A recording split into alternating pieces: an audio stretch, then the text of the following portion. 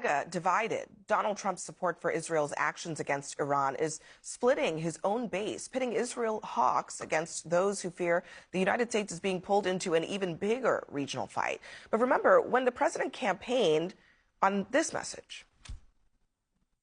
I will stop the chaos in the Middle East, and I will prevent World War III. I'm going to keep us out of World War III. We're not going to have World War III, but I will prevent World War III. Former Fox host Tucker Carlson sent Trump a stern warning this morning in his newsletter. Quote, "The United States should not at any level participate in a war with Iran. No funding, no American troops, no troops on the ground. Drop Israel. Let them fight their own wars. What happens next will define Donald Trump's presidency."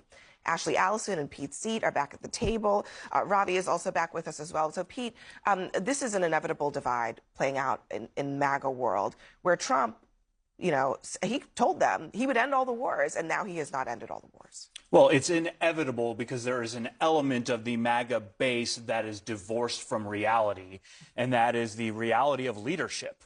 They've never read an intelligence briefing. They've never sat in the Situation Room. Donald Trump has had the benefit of doing that.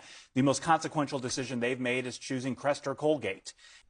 I think he's very good at sort of spotting the mood, and I'm a Crest man, by the way, but I think, you know, in as much as there's a constituency on the left and the right that really does want to end all of these wars around the world, Trump wants to cater to that. He is also, I think, looking at this moment and saying, well, you know, Israel's taking out Iran's nukes. This is actually quite popular in the region. It's popular in the United States. It's a win as well for a wing of his party, so why not milk some of that? He keeps playing this both sides things are staying quiet, but it's interesting because, you know, where is he in the Russian-Ukraine conflict? He can't say Russia invaded Ukraine, you know, and so nobody even knows where he really stands on that. I remember a saying that I have memorized over and over, the short part of it. Ronald Reagan gave at the Goldwater Convention. He said, "We can have peace and we can have it tomorrow. Surrender." And there is a surrender caucus in the MAGA base that basically thinks peace at any cost, including at the reputation of the United States, is worth it. And I don't. I think one thing, though, is that Donald Trump makes a lot of promises that he can't keep, and because they're empty promises. So you say, I'm going to end the war in day one of my administration. Many of us said that's not going to happen, especially if you're not going to tell the truth about what happened for the war to start.